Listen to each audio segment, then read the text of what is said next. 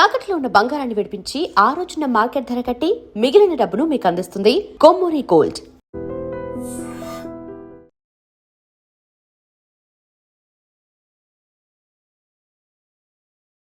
నమస్తే, welcome to I dream. నేను వలి. మంగ్లీ కేసుకు సంబంధించిన వివాదం రోజు రోజుకి ముదురుతోంది. మంగ్లీ బాధితులు వాళ్ళు కళ్ళనీళ్ళు పెట్టుకుంటూ ఉన్నారు. రోజుకి కొత్త బాధితులు తెర మీదకి వస్తూ ఉన్నారు. మంగ్లీ పేరు చెప్పి మా దగ్గర లక్షలు డబ్బులు తీసేసుకున్నారు, మొహం చాటేశారు, ఇప్పుడు ఎవరూ కూడా కనిపించట్లేదు, మా డబ్బులు మాకు ఇప్పించండి, మాకు వడ్డీలు అవసరం లేదు, మాకు కనీసం మేము ఇచ్చిన సొమ్మైనా మాకు ఇప్పించండి అంటూ చెప్పులు అరిగేలా తిరుగుతూ ఉన్నారు. మన ప్రెస్ క్లబ్ దగ్గరకు కూడా వెళితే చాలా బాధపడుతూ కనిపిస్తున్నారు. ఈరోజు వాళ్ళ తండాల్లో కూడా మీడియాని తీసుకెళ్ళి మాట్లాడుతూ ఉన్నారు. మనం వీడియోలు కూడా చూస్తున్నాం. ఒక్కొక్క బాధితుడు మాట్లాడుతున్నటువంటి మాటలు చూస్తే నిజంగా కళ్ళనీళ్ళు వస్తాయి. అంటే వాళ్ళ కూతురు పెళ్లి కోసం దాచుకున్న డబ్బులు, ఏదైనా ఆరోగ్యం బాగుపడుతుందన్న ఉద్దేశంతో ఏమైనా డబ్బులు వస్తే ఆసుపత్రికి వెళ్ళాలన్నా కానీ ₹1 లేదని చెప్పి వాళ్ళందరూ చెప్తా ఉన్నారు. కనీసం వాళ్ళ ఇల్లు గడవటానికి కూడా కష్టమైపోతుంది, ఉన్నదంతా ఊడ్చి అక్కడ పెట్టాము అని చెప్పి వాళ్ళు చాలా బాధతో చెప్తా ఉన్నారు. సో దీని గురించి మనం మాట్లాడదాం. మంగ్లీ కేసుకు సంబంధించి ఆ బాధితుల ఆర్తనాదం విని ఐ డ్రీమ్ స్టూడియోకి వచ్చారు ఇమ్మడి సతీష్ గారు. సోషల్ యాక్టివిస్ట్ ఆయన, తెలంగాణ యువత అధ్యక్షులు కూడా. అంటే రాష్ట్రంలో ఎక్కడ ఏ సమస్య ఉన్నా కానీ ముందు అక్కడికి వెళ్ళి ఆ బాధితుల గోడు కూడా వినే పరిస్థితి ఉంటుంది. సో ఇమ్మడి సతీష్ మంగ్లీ బాధితులను కూడా కలిశారు, మాట్లాడారు. మీరు స్క్రీన్ మీద ఆ విజువల్స్ కూడా చూడొచ్చు. ప్రతి ఒక్క బాధితుడిని కలిసి వాళ్ళ సమస్యలు తెలుసుకున్నారు, వాళ్ళు ఎంత పెట్టారో తెలిసారు, కనుక్కున్నారు. సో ఆ బాధితుల కన్నీళ్లను చాలా దగ్గరగా చూశారు ఇమ్మడి సతీష్ గారు. సో మాట్లాడదాం, మనతో ఉన్నారు. నమస్తే. సతీష్ గారు, బాధితులు ఏవైతే చాలా బాధతో చెప్తున్న మాటలు మీరు కూడా విన్నారు, మీకేమనిపించింది? ఆ బాధితుల మాటలు విన్న తర్వాత మీకేమనిపించింది? నాకు గత ఒక వారం రోజుల నుంచి కూడా ఆ బాధితులందరూ రావడం, నాకు ఫోన్ చేయడం, తర్వాత నాకున్న కొన్ని ఆర్గనైజేషన్స్ వాళ్ళు కూడా ఇలాంటి సమస్య మీరు ప్రతి సమస్య మీద మీరు మాట్లాడుతారు, ప్రతి సమస్య మీద ఫైట్ చేస్తూ ఉంటారు, వాళ్ళ బాధ కూడా మీరు చూడండి, వాళ్ళ బాధ విన్న తర్వాత మీరు ఒకసారి మాట్లాడాలని చెప్పడం జరిగింది. నేను వాళ్ళ తండాలు కూడా వెళ్ళాను, కొంతమంది కూడా కలిశాను. వాళ్ళు ఒక్కొక్కరు వాళ్ళు ఇచ్చిన అమౌంట్, ఆ చెక్కులు, స్పాన్సర్ నోట్లు, వాళ్ళ గోడు వింటా ఉంటే కడుపు తడుక్కపోయింది నాకైతే నిజంగా. ఇంత మంగ్లీ కేసు ఫస్ట్ విన్న తర్వాత మీకు ఏమనిపించింది? నిజంగా మంగ్లీ స్కామ్ చేసిందా అనిపించిందా? అంటే మంగ్లీ పేరు మొన్నటిదాకా, అంటే మంగ్లీ వాళ్ళకి సంబంధించిన శివ కానీ మధు కానీ వాళ్ళ పేరు చెప్తున్నారు కదా, తెర మీద డైరెక్ట్ మంగ్లీ లేదు కదా, అందుకే మనం ఇప్పటిదాకా మాట్లాడలేకపోయినాం. కానీ కొన్ని చూసాక, కొన్ని విజువల్ చూసాక, వాళ్ళ దగ్గరికి వెళ్ళి వాళ్ళ గోడు విన్నాక, వాళ్ళు చెప్పిన వర్షం తండాలకి వెళ్ళాను నేను డైరెక్ట్ వాళ్ళ తండాలకి వెళ్ళి వాళ్ళ సమస్యలు ఏంది, ఇది నిజమేనా, ఈ తండాలలో వీళ్ళు కోట్ల రూపాయలు వీళ్ళు ఎలా ఇవ్వగలుగుతున్నారు, ఒక గిరిజన బిడ్డలు, వాళ్ళ దగ్గర అంత అమౌంట్ ఎక్కడిది, వీళ్ళు చెప్పే నిజమా కాదా అని మేము తండాలకి వెళ్ళి ఒక్కసారి సరే, మీరు డైరెక్ట్ గా బాధితులతో మాట్లాడారు కాబట్టి, తండాలకి వెళ్ళి మాట్లాడారు కాబట్టి, ఒక బాధితుడు అసలు ఏమన్నాడు మీతో? అతను నిజమే చెప్తున్నాడా? మీతో ఏం మాట్లాడాడు? ఆ కాన్వర్సేషన్ ఒక్కసారి మాకు చెప్పండి. వాళ్ళు 100% నిజం చెప్తున్నారు. అంటే డైరెక్ట్ మంగ్లీ అనే పేరు చెప్పకుండా వాళ్ళ మధు అని శివ అనే వ్యక్తుల ద్వారా రావడం జరిగింది. మేము రూపాయి పోగు చేసుకొని కూతురు పెళ్లి కోసం దాచుకున్న డబ్బు కానీ, అంటే రేపు ఈ వడ్డీకి ఇస్తే మాకు మళ్ళీ కూతురు ఎదిగాక ఆ ఇచ్చిన డబ్బుతోని మేము మా కూతురు పెళ్లి చేయవచ్చు అనే వ్యక్తులు, కొంతమంది అన్ని ఇల్లు పొలాలు జాగాలు అమ్ముకొని మాకు ఇంకా కొంచెం వేరే కాడ గట్టిగా సిటీలో గుడ్డిగా ఎట్లా ఇచ్చేసారండి?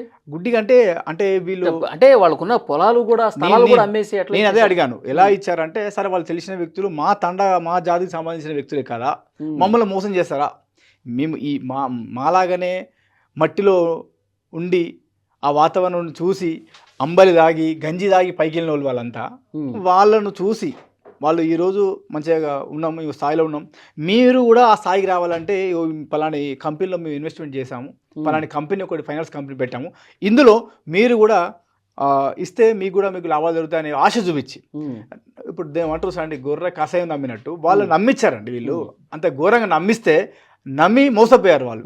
అదే నేను కూడా అడిగాను, ఇన్ని కోట్ల రూపాయలు మీ దగ్గర ఎక్కడే అని. ఒక్కొక్క తాండాల 50 కోట్లు ఇచ్చారట, 50 తాండాకి 50 కోట్ల రూపాయలు. నీ షాక్ అయినా, మీకు ఇన్ని డబ్బులు ఇక్కడే మీ తండాలా, మరి నిజంగా వేరే వ్యాపారం చేసుకుంటారు, బిజినెస్ చేసుకుంటారు, పొలిటికల్ వాళ్ళకి ఇవ్వచ్చు కదా, వీళ్ళకి ఎట్టిచ్చినామంటే ఆశ చూపించాలండి. మా గిరిజన తండా వాళ్ళు మాకు ఆశ చూపించారు. అంటే నమ్మకంతో కొన్ని నెలల పాటు వాళ్ళకి వడ్డీలు ఇచ్చారంట. అంటే ఇంకా అడిగి చెప్తున్నాను, వాళ్ళు ఫస్ట్ ఒక 10 lakhs ఇచ్చారండి, 10 ఇచ్చారంట. 10 లక్షలు ఇస్తే 10 లక్షలు ఇచ్చారు వాళ్ళు అనుకున్న టైంలో. ఇది బాగానే ఉందనిపించింది. మళ్ళీ 20 lakhs ఇచ్చారు. ఈ 20 lakhs ఇస్తే వాళ్ళు అనుకున్న టైం 6 months 3 months మళ్ళీ 20 lakhs ఇచ్చారు.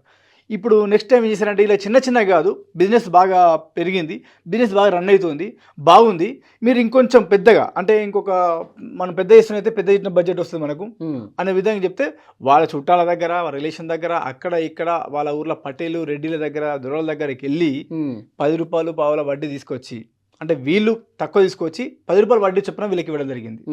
దాని మూల కారణం బ్యాక్గ్రౌండ్ ఉన్నది మొత్తం మంగ్లీ గారు ఉన్నారన్న ఉద్దేశంతోనే వాళ్ళు నమ్మి ఇచ్చారట. వాళ్ళు అదే చెప్తున్నారు.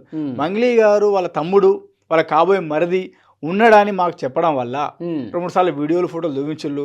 కొన్ని తండాలు కూడా మంగ్లీ రాత్రి 10 గంటలకు వెళ్ళడం, వాళ్ళతో మాట్లాడడం, చెప్పడం వల్ల మంగ్లీ గారు ఉన్నారు, మంగ్లీ గారు మెయిన్ గా మంగ్లీ ఉన్నారు. ఈ ప్రెస్ మీట్ లో మొదటి నుంచే చెప్తా ఉన్నారు. ఈ ప్రెస్ మీట్ లో కూడా ఆమె చెప్పారు, అసలు ఆ రమావత్ మధు ఎవరో నాకు తెలియదు, ఏదేదో కొత్త పేర్లు వినిపిస్తా ఉన్నాయి, అసలు వాళ్ళు ఎవరో కూడా నాకు తెలియదు, అసలు నాకేం సంబంధం, నాకు అసలు ఏం సంబంధం లేకపోతే మంగ్లీ గారు ఇప్పటికైనా కూడా ఇన్ని రోజులు అవుతుంది కదా, ఇప్పటికైనా కూడా వాళ్ళ తమ్ముని తీసుకొచ్చి లేకపోతే ఆ మధు అంటోని తీసుకొచ్చి ఇగో మాకు సంబంధం లేదు, వీడు ఎవడో నాకు తెలియదు అని చెప్పాలి. లేదంటే ఇదే మంగ్లీ బయటకు వచ్చి నాకు ఇప్పటి వరకు కూడా ఈ మధు అనే వ్యక్తితో నాకు సంబంధం లేదు, ఈ శివ అంటోడు నా తమ్ముడు పేరుకే వచ్చాడు కానీ సంబంధం లేదు, మీరు ఏం చేసినా మంచిదే, నేను ప్రజల వైపు ఉంటా, మా ప్రజల పక్షాన ఉంటా, ఇక్కడ మాట్లాడినప్పుడు బాధితుల వైపు ఉంటానని చెప్పింది మంగ్లీ. ఇప్పటికి కూడా బాధితుల వైపు ఉంటా అంటది. ఎక్కడ ఉన్నది ఇప్పుడు మంగ్లీ? ఉందా? వాళ్ళ దండలకు వెళ్తుందా? వాళ్ళ దండాలతో మాట్లాడుతుందా? సరే ఇవన్నీ ఎలాగుంది కదా, మొన్న ఒక వ్యక్తితో మాట్లాడింది, సంపత్ అనే వ్యక్తి ఫోన్ మాట్లాడగానే కట్ చేశారు. ప్రతూషణ అమ్మాయితో మాట్లాడేటప్పుడు ప్రెస్ మీట్లో ఫోన్ టక్కన కట్ చేసింది. ఆమె అప్పుడు ఏమంటుంది, ఇదంతా తీసుకొచ్చింది పలానాడు తిరుమలేష్ అంటూ తీసుకొచ్చిండు, ఆడు పెట్టిన పెంట ఇదంతా, ఆడేదో కాంగ్రెస్ లీడరు, ఆ కాంగ్రెస్ లీడర్ అంటే కాంగ్రెస్ లీడర్ కాదు అని మళ్ళీ చెప్పడం జరిగింది. అప్పుడు సంపత్ అనే వ్యక్తి ఫోన్ తీసుకొని మంగ్లీ గారు సంపత్ మాట్లాడుతున్నట్టు టక్కన కట్ చేసింది. ఒకవేళ తను తప్పి అయిపోయింది అనుకో, తనకు సంబంధం లేదనుకో, వాళ్ళంతా తండా సంబంధించిన వాళ్ళ గిరిజన బిడ్డలే కదా, వాళ్ళని అడగచ్చు కదా ఫోన్లో, అవును సంపత్ ఎందుకు నన్ను ఇలా బదనాం చేస్తున్నావు, ఏమైంది, నేను మీ ఆడబిడ్డనే కదా, అది సమస్య వచ్చిందట, అందరి సమస్య మనం సాల్వ్ చేద్దాం, నేను కూడా మీ వైపు ఉంటా, మన తండాలో సంబంధించిన వ్యక్తి మన ప్రజలకు న్యాయం చేస్తాం, నేను కూడా ఉంటాను చెప్పచ్చు కదా. టక్కన ఫోన్ కట్ చేయడం కారణం ఏంటి? అదే లాస్ట్ ఫోన్ అది. ప్రెస్ మీట్ పెట్టిన తర్వాత ఫోన్ కాల్ లాస్ట్ అదే కదా, ఇంతవరకు బయటికి రాలేదు. మంగ్లీ ఎక్కడుందో తెలియదు, మంగ్లీ తమ్ముడు ఎక్కడుందో తెలియదు, ఆ మధుంటాడు ఎక్కడో తెలియదు. రమావత్ మధు అరెస్ట్ అయ్యాడు. సో మొన్న అరెస్ట్ అయ్యాడు, అంతకుముందు తెలియదు అంటున్నాం. సో ఇప్పుడు ఈమె వల్ల అనేక రకం మంది, ఇప్పుడు నిన్న కూడా ఒకళ్ళు సూసైడ్ చేసుకున్నారండి. వీళ్ళకి డబ్బులు ఇచ్చి వాళ్ళు ప్రాణాలు తీసుకుంటున్నారు. నిన్న కూడా ఒక వ్యక్తి గుండెపోటుతో చనిపోయాడు, మనం చూసాం వార్త కూడా. అవునండి, గుండెపోటుతో చనిపోయాడు. అంటే వాళ్ళ ఇంటికి డబ్బులు ఇచ్చిన వాళ్ళ ఇంటికి వెళ్ళి ఇంటి ముంగట, అంటే వాళ్ళు కూడా అక్కడికి తీసుకొని ఇచ్చిన వ్యక్తులు కదా, ఇంటి ముంగట గోలేసి అల్లారి చేస్తే ఆ ఇజ్జత్కి ఆ అవమానం తట్టుకోలేక హాస్ట్రోక్ వచ్చి గుండెపోటు చనిపోయాడు. ఈమెకు డబ్బులు ఇచ్చిన పుణ్యానికి, అంటే వీళ్ళ మనుషులకు ఈమెకు డబ్బులు ఇచ్చే పుణ్యానికి ఒక మామూలు వ్యక్తి, ఒక ప్రజలు చేస్తున్నారండి అక్కడ, ఈ 4వ వ్యక్తి చనిపోవడం. డబ్బులు తీసుకున్న వాళ్ళు మాత్రం ఏసీ కార్లల్లా, ₹1 కోటి కారు అవసరం ఆమెకు, ఈమె చేసే లగ్జరు, వీళ్ళ తమ్ముడు, వీళ్ళ మరిది, అంటే వాళ్ళ చెల్లెని చేసుకుంటా అని చెప్పేసి అన్నారు కదా, వీళ్ళందరూ లగ్జరీగా కార్లల్లా కోట్లు తీసుకొని ఆ ప్రజల డబ్బును తీసుకొని వీళ్ళు ఎంజాయ్ చేస్తా అంటారు. ఆ డబ్బు ఇచ్చిన మాటకు చనిపోతున్నాడు. ఏం చేయాలి ఇలాంటి వ్యక్తులను? ఇలాంటి వ్యక్తులను ఖచ్చితంగా ఈ ప్రభుత్వం కఠిన చర్య తీసుకొని ఇలాంటి వ్యక్తులను ఉరి తీయాలి.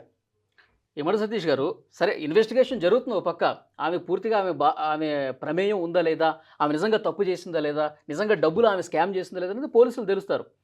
ఉరి తీయాలి అనేది కరెక్ట్ కాదేమో నా భావన. ఎందుకు కరెక్ట్ అండి? ఇలాంటి వ్యక్తులు ఉరిదీస్తేనే ఇంకెవరైనా మామూలు వ్యక్తులు కూడా చేయని భయపడతారు. ఒక సెలబ్రిటీకి అంత శిక్ష వేశారు, మనం ఎంతరా అన్న భయం కాదు కదా. నేను అనేది ఏంటంటే, ఇప్పుడు ఆమె తప్పు చేసిందా, నాకు ప్రమేయం లేదని చెప్తున్నారు. ఇప్పుడు సరే ఆమె ఎక్కడుందో తెలియదు, పోలీసులు ఇన్వెస్టిగేట్ చేస్తున్నారు కదా. ఓకే, హైదరాబాద్ పోలీసులు ఆల్రెడీ కేసు నమోదు చేశారు, రమావత్ మధు అరెస్ట్ అయ్యాడు. ఇంకా ఇందులో ఎవరెవరు ఇన్వాల్వ్మెంట్ ఉంది, వాళ్ళ తమ్ముడు ఉన్నాడా లేకపోతే ఇంకా ఎంతమంది ఉన్నారు, అవన్నీ ఇన్వెస్టిగేట్ చేస్తా ఉన్నారు. ఇన్వెస్టిగేషన్ చేసి ఆమె పాత్ర ఉందా లేదా తేలవాలి, అంతేగాని ఆవిడ కొన్నిటికి. ఇప్పుడు ఇదే కదా మన రాజ్యాంగ ప్రకారము, మన సమాజంలో ఎందుకు ఇలాంటి వాళ్ళు ఇంకా తను అంటే తను కాదు, ఇలాంటి వాళ్ళు ఇంకా ఇంతమంది ఎందుకు ఇంత దర్జాగా తిరుగుతున్నారంటే ఎవిడెన్స్ లేక. ప్రూఫ్ ఉంటే ఇప్పటిదాకా ఉంటుందండి? ఎవిడెన్స్ ప్రూఫ్ ఉంటే మంగ్లీ ఇప్పటిదాకా ఇంత దర్జాగా బయట ఉంటుందా? లేకనే కదా నేనేమంటాను- ఇవన్నీ మాట్లాడేది. నేను- మళ్ళీ చెప్తున్నాను, మీరు తండాలకు వెళ్ళారు, బాధితులతో వాళ్ళ మాట్లాడారు, బాధ చూస్తున్నాండి. బాధను చూశారు. ఒక్కొక్కరు డబ్బులు తీసుకున్న వ్యక్తులకు కరెక్టే. ఈ రోజు వాళ్ళ వరకు బాధ చూశారు, వాళ్ళు లక్షలు పోగొట్టుకున్నారు, కొంతమంది చచ్చిపోతా ఉన్నారు, నాకు అర్థమవుతుంది. కానీ ఇంకా పోలీసులు ఏమి తేల్చకుండా ఈమె 100% ఈమె దోచేసింది, ఈమెను ఉరిదీయాలి అన్న పదం కరెక్ట్ కాదేమో, దాన్ని వెనక్కి తీసుకోండి ఈమె అంటున్నా. వల్ల చాలా మంది చనిపోతున్నారండి అక్కడ. కేవలం మంగ్లీ ఉన్నారన్న ఉద్దేశంతోనే డబ్బులు ఇచ్చారని చెప్తున్నారు వాళ్ళు. నేను వెళ్ళాను కదా వాళ్ళ దగ్గరికి, వాళ్ళతో మాట్లాడాను కదా. మంగ్లీ ఉందా అంటే మంగ్లీ ఉన్నా అన్న పేరు మాకు చెప్తేనే మేము డబ్బులు ఇచ్చామని చెప్తున్నారు కనుక నేను అంటే స్వయంగా వాళ్ళతో మాట్లాడాను. ఇప్పుడు చాలా మంది పేర్లు మీరు చెప్తారు, ప్రజాపక్షం చాలా మంది పేర్లు చెప్తారు. వాళ్ళు ఊరికి ఎందుకు చెప్తారండి? డబ్బులు ఇచ్చే ఊరికి చెప్తారా? వాళ్ళు స్వయంగా తమ్ముడే కదా. ఈమె ఏదైతే స్కామ్ చేయాలనుకున్న ఏదైతే ఈమె వాళ్ళ తమ్ముని పక్కన పెట్టి చూపించిందో, ఇతనే తమ్ముడు శివ, ఇతనే పైసలు ఎంచే ముఖమైన అంది కదా, ఆ శివ వస్తుందని చెప్పి కదా, వాళ్ళ ఫొటోస్ వీడియోస్ ఉన్నాయి కదా, అవి కూడా మీకు ఇస్తాను అవన్నీ. ఇప్పుడు ఈమె ఇన్వాల్వ్మెంట్ లేకపోతే ఈమె వచ్చి బయటకు వచ్చి ఫైట్ చేయాలి కదా, ధర్నా చేయాలి కదా. ఇప్పుడు ప్రజల పక్షాన ఉంటే ఎవడైతే ఇన్ని వేల కోట్ల స్కామ్ చేసిండో, అంటే విచారణలో వాస్తవాలు బయటకు వస్తే, వాస్తవాలు బయటకు వచ్చే వరకు వేచి చూద్దామని చెప్పి ఉండొచ్చేమో. ఈమె మీద ఒక నింద పడ్డదండి.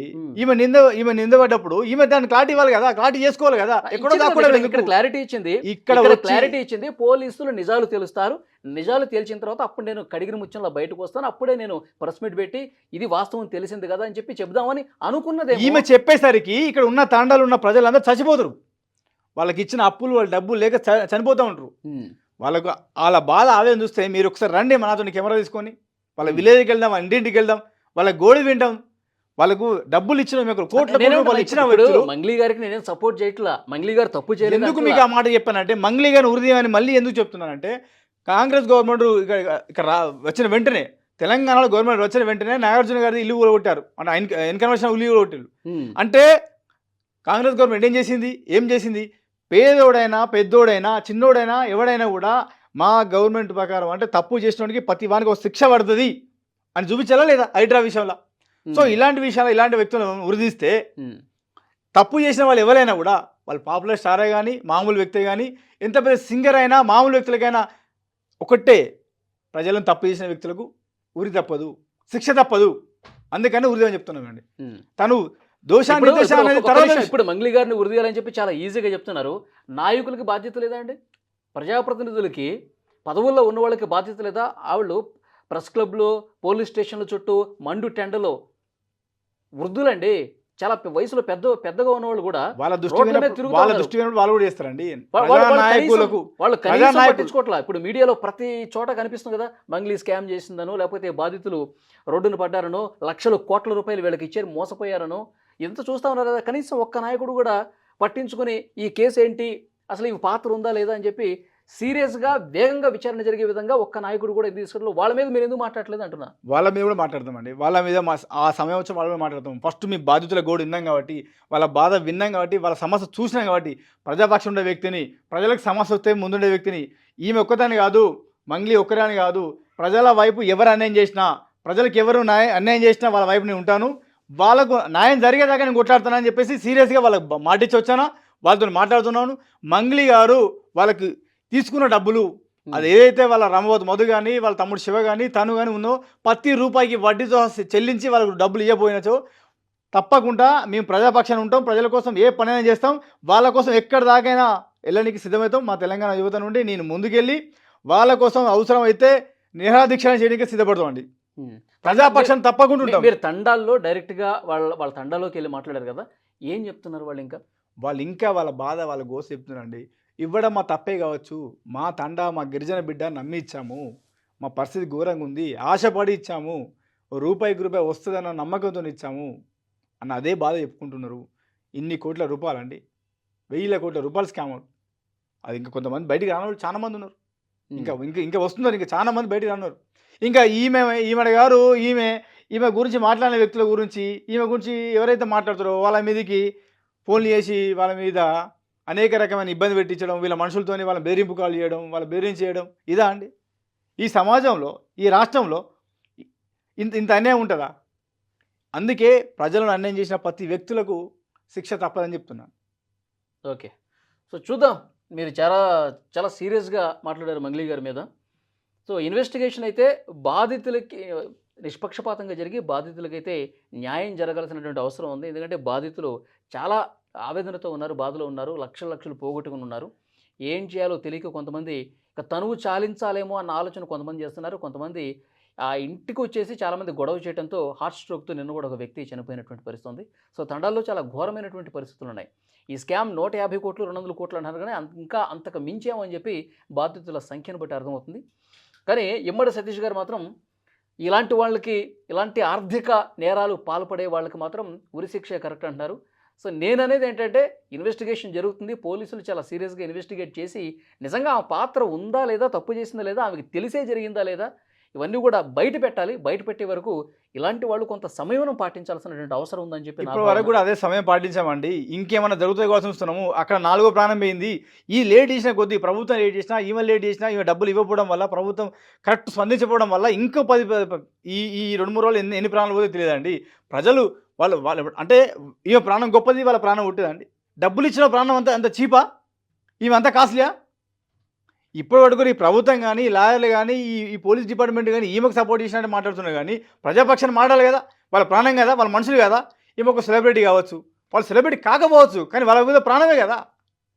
ఈరోజు అండి మామూలు వ్యక్తులు అంటే ఒక కూలీనాలు చేసుకునే వ్యక్తులు చనిపోతే వాల్యూ లేదా?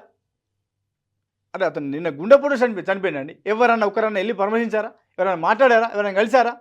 ఇంకెన్ని ప్రాణాలు పోవాలి? ఈమెకు డబ్బులు ఇచ్చిన కర్మకు, ఈమె చేసిన కథకు వాళ్ళు డబ్బులు తీసుకొని వీళ్ళు లగ్జరీ మెయింటైన్ చేస్తా అంటారు. కనీసం వాళ్ళ ముఖంలో వెళ్ళారా? వాళ్ళ బాధ వినండి. ఇప్పుడు మనం ప్రజాపక్షాలు ఉండాలండి, ప్రజల కోసం కొట్లాడాలండి. ప్రజలు ముఖ్యం కదా మనకు. ఆ ప్రజలు లేకపోతే ఈమె పార్టీ లెవెల్ వింటారు. ఈమె ఈ స్థాయికి ఎక్కడ వస్తుంది? ఈమెకి ఇంత వాల్యూ ఎక్కడ వస్తుంది? ప్రజలను కాపాడుకుంటూ ఉండాలి కదా ఎప్పుడైనా. తనే కాదు, ఎవరైనా మన ప్రజలను కాపాడుకుంటాలి, ప్రజాపక్షాన ఉండాలి. దయచేసి దీని తొందరలోనే ఎవరైతే దానికి సంబంధించిన ప్రజలకు సంబంధించిన బాధ్యులు ఉన్నారో వాళ్ళు తొందర ఈ సమస్య సాల్వ్ చేయకపోతే ఇంకా ప్రాణాలు పోతాయి. అలా ప్రాణాలు పోవటం మటుకు మాలాంటి ఆర్గనైజేషన్ వాళ్ళు, మా లీడర్లు అన్నటోళ్ళు మేము అయితే ఖచ్చితంగా దేనికైతే సిద్ధమవుతామో దానికి సిద్ధమవుతూ ఉంటాం. ఓకే, సో ఈ వీడియో చూస్తున్న ప్రతి ఒక్కరూ రియాక్ట్ అవ్వండి. ఇమ్మడి సతీష్ గారు చాలా సీరియస్గా మాట్లాడారు. ఆర్థిక ద్రోహులు, నేరాలకు పాల్పడే వాళ్ళని కఠినంగా శిక్షించాలని చెప్తున్నారు. ఇమ్మడి సతీష్ గారి అభిప్రాయంతో మీరు ఏకీభవిస్తున్నారా లేదా? కామెంట్ బాక్స్లో తప్పకుండా తెలియజేయండి.